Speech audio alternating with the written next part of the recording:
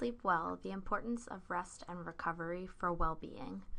My name is Erica, and we're going to talk about the importance of sleep and how it is vital to make sure that we get sleep for the rest and recovery.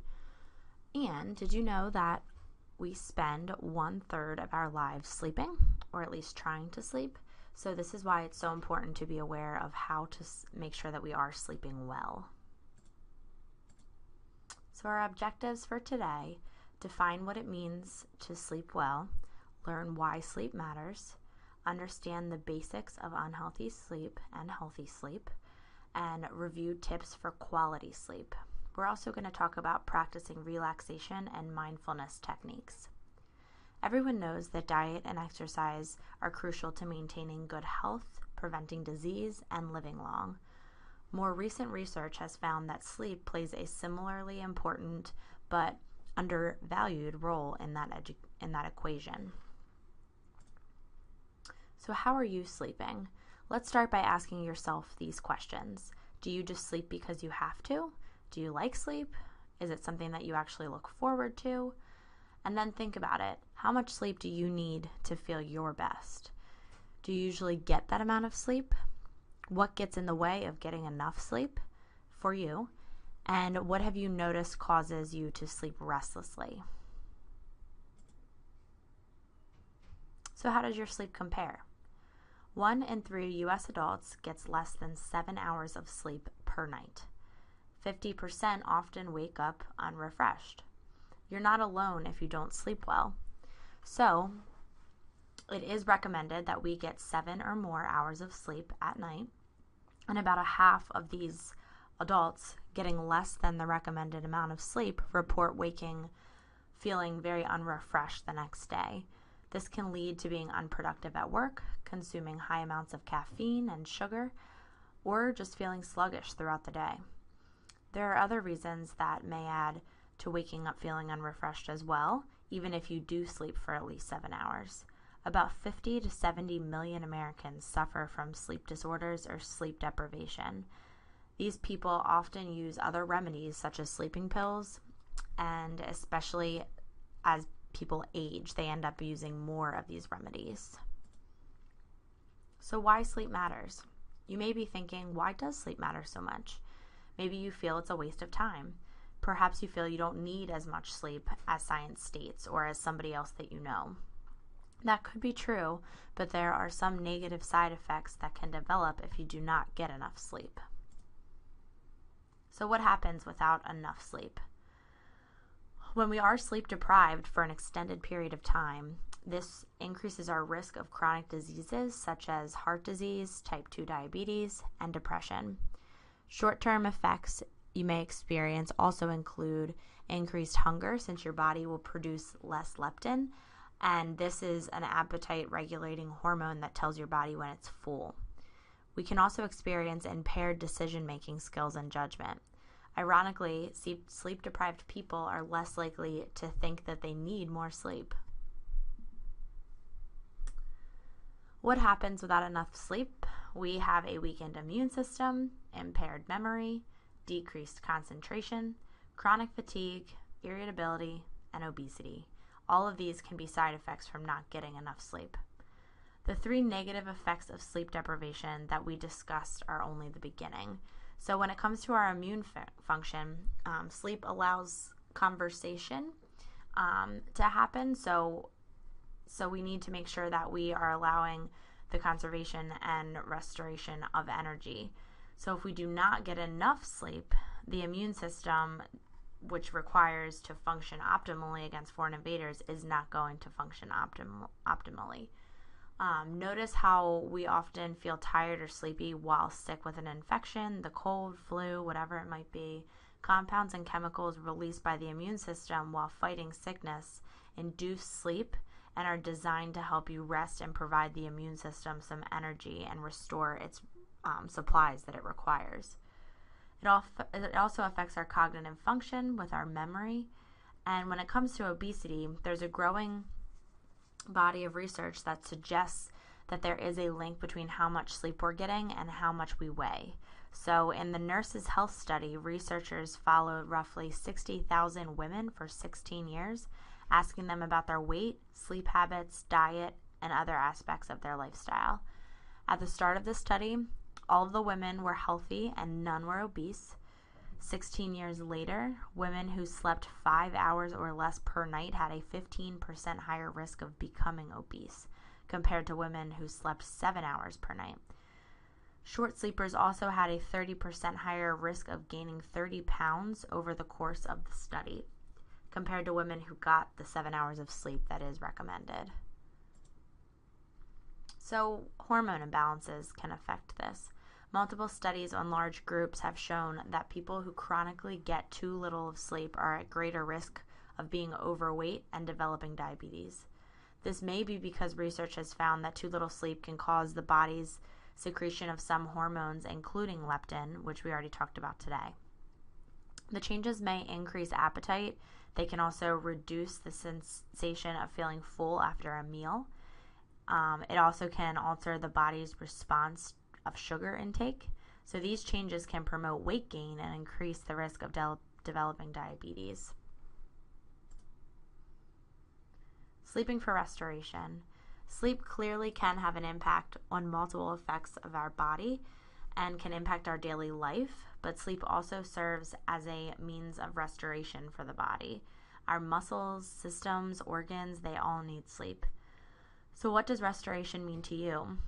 What do you do during the day to restore yourself, to make yourself feel like you and bring your body, mind, and spirit back to peak condition?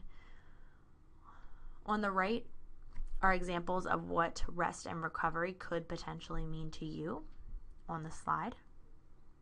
We're going to be focusing on sleep in today's seminar. Sleeping is a way for our bodies to restore themselves and take time to repair the body from all of the energy it is expending during the waking hours.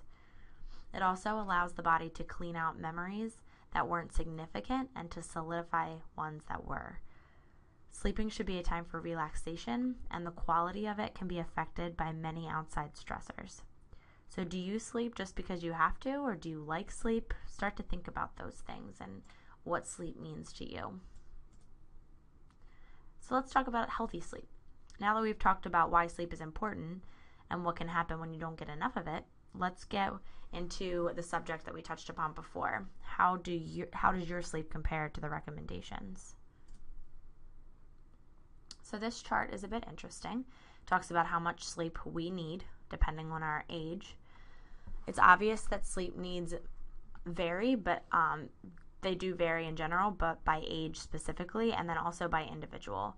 Some of us only require 5 to 6 hours of sleep and wake feeling rested. However, others require a full 8 hours, maybe even 9 hours to feel our best throughout the day. When we don't reach these needs, it is acquired as sleep debt. While one night of poor sleep may be okay, continuously missing sleep racks up our sleep debt, and it makes it difficult to make up the difference. Sleeping in on weekends can actually make it worse by throwing off your internal rhythm and biological clock. While chronic sleep deprivation is tough to make up, you may be able to remedy the metabolic effects of sleepless night or two, but probably not the mental effects. With a nap or make up sleep on the weekend, but be careful not to throw your schedule off too much. So it is possible to make it up just a bit, but we want to watch out for throwing off our schedule too much. So what happens during sleep? Even though we are at rest, our bodies are still burning calories, although at a much slower rate than during the day. This is because our metabolic functions slow when our bodies are asleep. Our breathing slows, heart rate, body temperature, and metabolism in general, they all typically slow down at this time. This could be why many of us find it difficult to eat a large meal before bed, for example.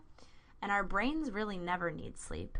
We do go from the conscious to subconscious state, but our brains are busy flushing out the waste from the day or the byproducts from the day. So scientists believe this could be important to keep certain levels of these byproducts low to risk for Alzheimer's. So our heart is given a chance to rest. Blood pressure decreases, heart rate decreases, even our kidney function decreases, less urine is created while we're sleeping. This is a time that physiological changes happen to keep our body in check and for it to repair itself. there is an increase in the release of growth hormone, which is needed for cell repair and growth. Since our organs and muscles are already in this phase during sleep, this makes sense for our body to also use growth hormone for this process. Sleep benefits. We discussed a little bit about what happens to our bodies when we sleep, but let's dive into the benefits of getting adequate sleep. So, better concentration and improved memory. Researchers do not fully understand why we sleep and dream, but a process called memory consolidation occurs during sleep. While your body may be resting, your brain is busy processing your day, making connections between events, sensory input, feelings, and memories. Your dreams and deep sleep are an important time for your brain to make memories and links. Getting more sleep will help you remember and process things better. We also have weight maintenance. Researchers have found that people who sleep less than 7 hours per night are more likely to become overweight or obese. It is thought that the lack of sleep imbalances the hormones, like we talked about, and this can affect our appetite. The hormones that are affected are extremely important for the regulation of our appetite. So without them and with a disruption in our sleep cycle and a disruption in our hormones, there is a chance that we actually don't have as much control over understanding whether or not we are hungry. If you're interested in controlling or losing weight, don't forget to pay attention to getting enough sleep at night. It does play a key factor. It also can lower the risk of depression if we get enough sleep. Sleep impacts many of the chemicals in our body, including serotonin. People with a deficiency in serotonin are more likely to suffer from depression. It also can reduce our stress levels. Sleep is a time for our body to repair damage caused by stress and from other exposures that we're having throughout the day that cause our body stress in general. Better heart health too. So the increase in stress hormones raises the level of inflammation in our body, and this also creates more of a risk of heart-related conditions, as well as cancer and diabetes. So inflammation is thought to be one of the causes of the deterioration of our bodies as we age, and we can actually avoid inflammation by getting enough sleep at night. Let's talk about circadian rhythms. So now that we've talked about how long we should be sleeping and the benefits of sleep, we're also going to talk about some of the science about why we sleep when we sleep. The human body has certain built-in rhythms known as circadian rhythms. They may also vary slightly from person to person. They change slightly with the season. They kind of do depend on daylight hours and will often fall out of balance when our body is out of balance due to illness, maybe emotional stress, or some type of external stimulant, other circumstances. But in general, we do have circadian rhythms, and although they can be thrown off a bit, we should try to follow them. You may have heard this rhythm referred to as our biological clock as well. It's often said that a human functions optimally when working along his or her circadian rhythm as opposed to against it. In turn, our sleep will also be better quality when we're in sync with this clock. For many of us, that may mean going to sleep a lot earlier than we do now and getting up a lot earlier as well. Trying to best live by our circadian rhythm can also optimize metabolic health. From 6 a.m. to noon, the body is at its highest for testosterone secretion and highest alertness. From noon to 6 p.m., our body has its fastest reaction time and best coordination. From 6 p.m. to midnight, our body reaches its highest body temperature and blood pressure before bed. How can we set ourselves up for optimal restful sleep? Trying to limit or reduce stimulants that may interfere would be helpful.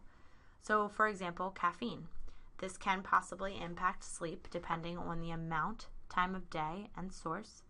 Caffeine can stay in our body for an extended period of time, and your afternoon cup of joe can interfere with your plans to sleep later that night. Average half-life in the body is about 5 hours for caffeine. So if you have a cup of coffee at 5 p.m., half of it's still in your system when you're trying to fall asleep at 10 p.m. Tobacco contains nicotine as well, which is a stimulant, and alcohol makes you sleepy initially, but then disrupts sleep throughout the night. Also stress. It engages the brain and it keeps us up. So we have a lot of common sleep issues out there, such as insomnia, sleep apnea, restless leg syndrome. Sleep conditions can also interfere with quality sleep. So the most common types are these three, but there are others as well. Insomnia is a common sleep disorder. If you have it, you may have trouble falling asleep. You probably have trouble staying asleep, or potentially both. As a result, you may get too little sleep or have poor quality sleep. You may not feel refreshed when you wake up. Symptoms of insomnia include lying awake for a long period of time before falling asleep, sleeping only for short periods, being awake for much of the night, feeling as if you haven't slept at all, and waking up too early. Sleep apnea is a common disorder that causes your breathing to stop or get very shallow. Breathing pauses can last from a few seconds to minutes. They may occur 30 times or more in an hour. And then restless leg syndrome causes a powerful urge to move your legs. Your legs become uncomfortable when you're lying down or sitting still. Some people describe it as a creepy, crawly, tingling, or burning sensation. Moving makes your legs feel better, but not for long. So restless leg syndrome can make it hard for people to fall asleep or stay asleep. These medical conditions should be monitored by a qualified healthcare professional. If you think that you might be affected by one or more of these conditions, please see your healthcare provider for diagnosis and for treatment.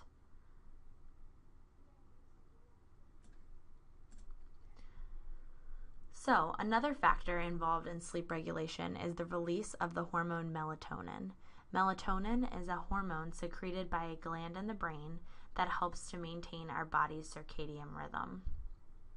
This is critical when we fall asleep and when we wake up. When it is dark, the body produces more melatonin. When it's light, it produces less. Being exposed to bright lights in the evening or too little light during the day can disrupt the body's normal melatonin cycle. Some individuals may benefit from over-the-counter or prescription sleep aids. Always consult your healthcare provider before taking a sleep aid to make sure that it is appropriate for you and to check your current medication regimen for possible interactions. Over-the-counter supplements can be found, such as melatonin, and as we discussed on the previous slide, melatonin is a natural hormone that helps regulate the sleep-wake cycle. Our body naturally produces melatonin, but sometimes not enough is produced to promote restful sleep. Studies show that melatonin supplements can not only help some people fall asleep, but also enhance the quality of sleep. The medical director for the Johns Hopkins Center for Sleep, Dr. Charlene Gamaldo, notes about this supplement that because melatonin supplements are underregulated by the FDA, the per pill dosage and ingredients may differ from the manufacturer to another manufacturer. Stick with one brand and don't buy it online from an unknown source. When it does come to prescriptions, always discuss any questions on medication use with your primary care physician. There are many lifestyle changes that can also promote better sleep. Incorporating relaxation practices into your daily schedule can be a good first step towards improving your sleep habits. And they can improve your stress levels, mental tension, immune function, insomnia, and certain psychological disorders like depression and anxiety. So what do we mean by relaxation? Just sitting quietly or watching TV? That's not always enough. So the mind is still wandering and active when we do this. Techniques that break the train of everyday thought and reduce the stimulation of part of our nervous system that reacts to stress are most beneficial, since the relaxation response slows breathing and heart rate, lowers blood pressure, and lessens muscular tension. Relaxation practices that can produce the most impact include meditation, yoga, deep breathing exercises, and many hospitals are now using relaxation techniques in conjunction with traditional treatments. Other activities like reading, listening to music, etc. can also help to relax us. Next, let's discuss some tips that we can start implementing today for a better night's sleep. We talked about how managing stress throughout relaxation practices can help you to prepare your body and mind for sleep. There are also several other lifestyle changes that promote restful sleep. One is avoid mind-stimulating blue light before bed. Yes, this means powering down our electronics, such as TVs, smartphones, and computers. They can interfere with our sleep. Also, create a sleep routine. Try setting consistent bed and wake times, even on the weekends. Relaxation, like meditation, can be helpful to get your mind away from the stressors of the day. Regular meals and limiting certain items like alcohol and caffeine before bed. Regular exercise can be extremely helpful when trying to find a normal sleep routine and having some restful sleep. And avoid stimulants like cigarettes before bed. Let's explore these a little bit more. So, blue lights. Do you have a TV in your room? Is checking your smartphone the last thing you do before you go to bed? And then you find yourself endlessly scrolling through emails, news, social media accounts. Here are some tips to help you either break the habit or at least alter your phone display so that it doesn't keep you up after you're done scrolling. Exposure to sunlight during the day and restriction of blue light at night can help you to get your circadian rhythm into sync. Turning off electronics, which includes laptops and iPads, etc., at least 2 to 3 hours before bed can help to prevent stimulating blue light from keeping you up at night. Why does blue light keep you awake in the first place? Blue light lowers your body's melatonin levels, which disrupts your circadian rhythm and tells your body that it's not time to sleep yet. If you must use electronics within a few hours of bedtime, most electronics devices now offer blue light filter apps or functions that you can use to reduce the amount of blue light that is emitted.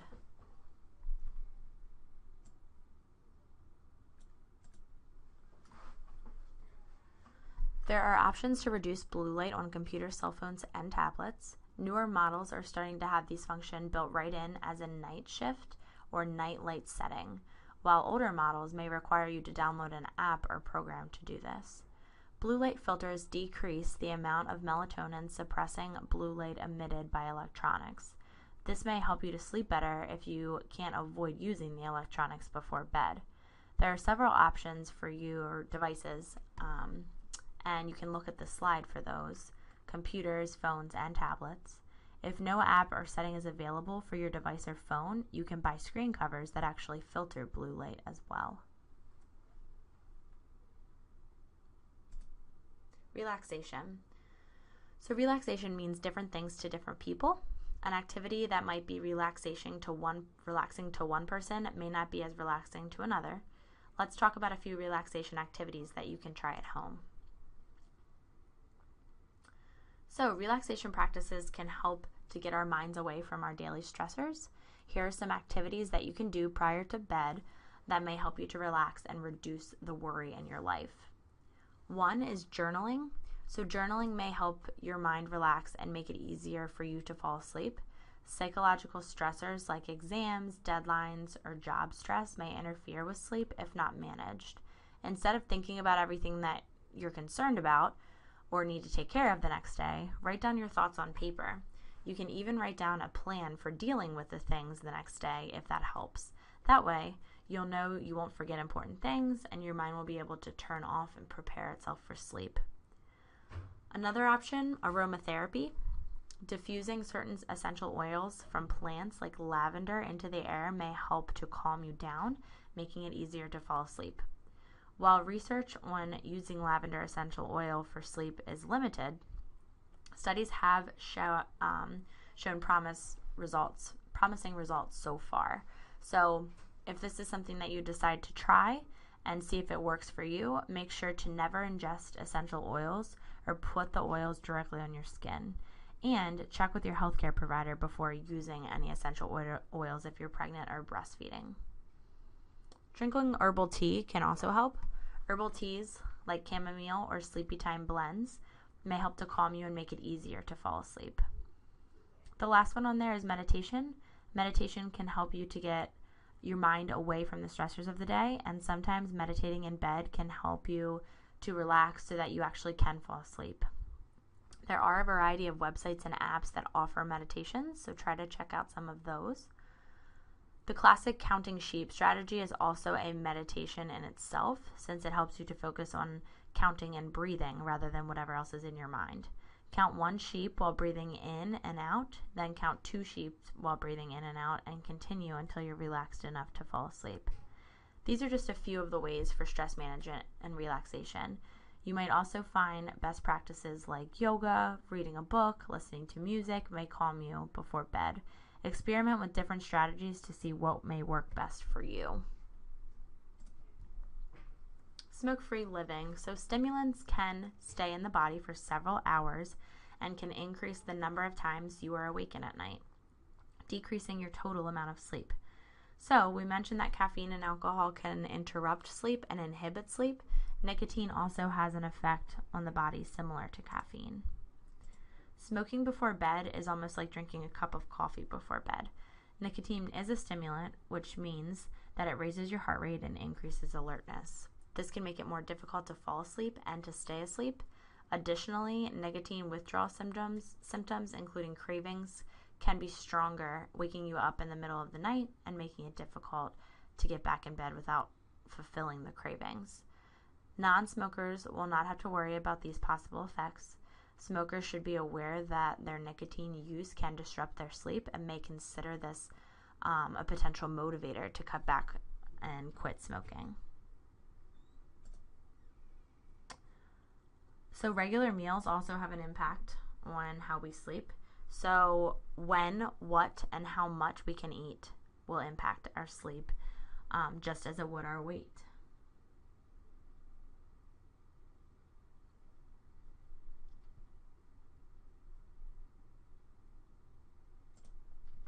Regular meals. So the disruption of calorie intake across the day helps to maintain steady energy. So as we take in calories, it's obviously going to give us energy and nutrient levels that our body needs throughout the day. Incorporating nutrient-dense foods such as fruit, vegetables, whole grains, and lean proteins during mealtime helps to meet these needs. Avoiding high sugar and high fat foods can help combat sluggishness, GI discomfort, which obviously can impact our sleep as well. So keeping a regular meal and snack schedule is important regardless of the hours you work. It's very difficult sometimes for people to maintain a normal meal schedule with their work hours, but try your best to do so that it does not affect your sleep schedule. An important part of this is eating breakfast within an hour or two of waking. Food should be your body's primary source of fuel to boost energy levels and not necessarily caffeine. This gets your metabolism running and it balances your hormones right off the bat if you do have breakfast. And this will set your body in line with your circadian rhythms. A healthy breakfast consists of a healthy protein like eggs, beans, nuts, dairy, fish, or chicken, and complex carbohydrates like fruits, vegetables, whole grains, and dairy.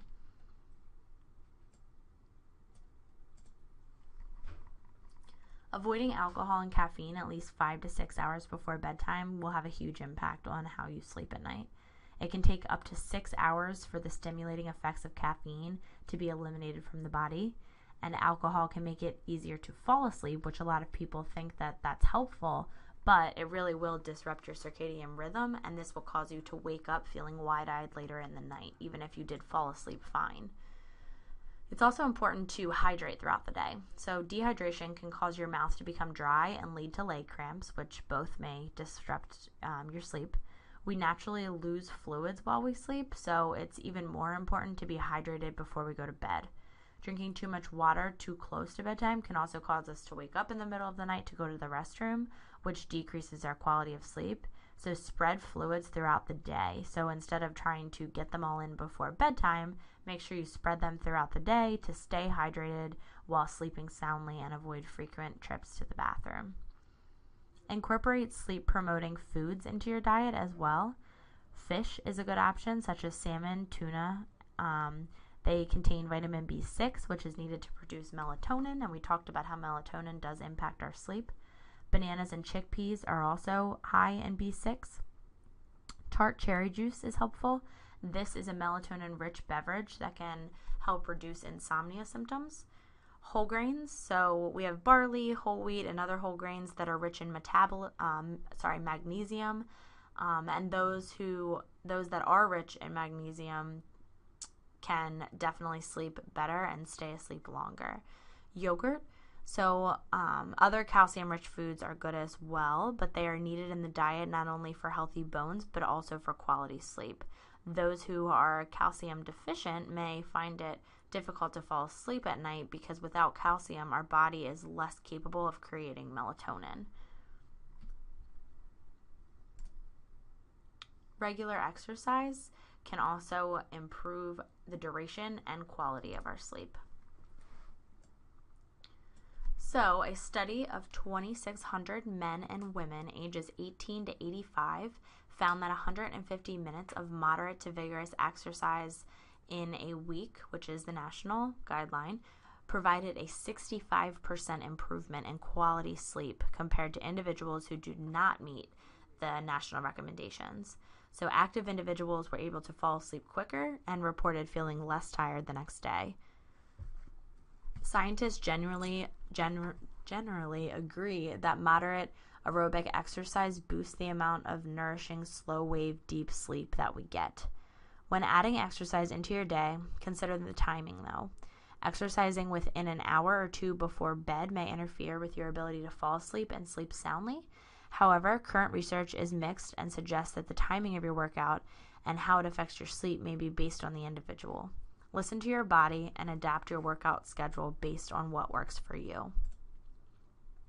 Having a bedtime ritual, a routine for relaxation and winding down before bed, can help you to get better sleep as well. When developing your own sleep routine, think about what types of activities are relaxing for you, how much sleep you need to get each night to feel rested, and what time you would need to start your routine to make that happen. Take a minute and think of activities that would help you to unwind before bed. If you were to add one of these routines, what time would you need to start this around to get in bed and to get the amount of sleep that's right for you? For example, if you want to read a chapter or two of a book and brush your teeth before bed, then you might want to start your bedtime routine 30 to 40 minutes before you hope to be asleep. Here are some general strategies that can be beneficial to consider when developing your sleep routine. So first, make sleep a priority. Many people treat sleep as a low priority that can be sacrificed for other things during waking hours, such as finishing work, exercise, taking care of the kids, even watching TV. While many of these things that often take priority over sleep are important, the importance of sleep must be recognized as well. Try to schedule sleeping hours into your day as if they were as valuable in your life as a work meeting or a family obligation. Be consistent. Try to keep a regular sleep schedule even on the weekends. Consistent sleep patterns are important and more beneficial when followed throughout the week. Catching up on sleep on the weekends by staying in bed and sleeping until very late, like 12 p.m., will often result in increased fatigue on those weekdays and does not necessarily make up for the missed sleep that you're getting during the week. Get up at the same time on both weekdays and weekends can also help you keep your circadian rhythm in check, making it easier to get back into the swing of things on Monday as well. Set a turn off time alarm. So choose a time to turn off all electronics to avoid stimulating blue light. Ideally, this would be 2 to 3 hours before bed, but even just an hour before can help. If you're using a computer, phone, or tablet close to bedtime, turn off the blue light and try to put on a blue light filter. Incorporate relaxation. So after turning off your electronics, take some time to calm your mind and prepare yourself for sleep. You can choose activities that we mentioned earlier in the presentation or do any other activity that is effective in helping you to relax. Create a restful environment as well. Make sure that your sleep area is dark, comfortable, quiet, and at a temperature that you like. Avoid bright lights and loud sounds as well. So, here are the tips for restful sleep. Get some blue light filters. Have regular meals. Incorporate relaxation. Incorporate regular exercise. Have a smoke-free life. And have a sleep routine. So what did we learn? We learned that we need to aim for 7+ hours of sleep per night. Limit stimulants before bed, including caffeine, nicotine, alcohol, and blue light. Incorporate better sleep practices throughout your day, and set a bedtime routine. So think about all of the things that we have learned. Think about how much sleep is ideal for you to have a good day and feel well rested when you wake. And try to figure out the best routine for yourself to make sure that you're getting into bed at a normal time, at a good time, and at a time that's going to allow you to get the most ideal amount of sleep that you need. And again, there are so many tips here, but there are good things that you can potentially try to incorporate into your everyday sleep routine. And thank you for listening.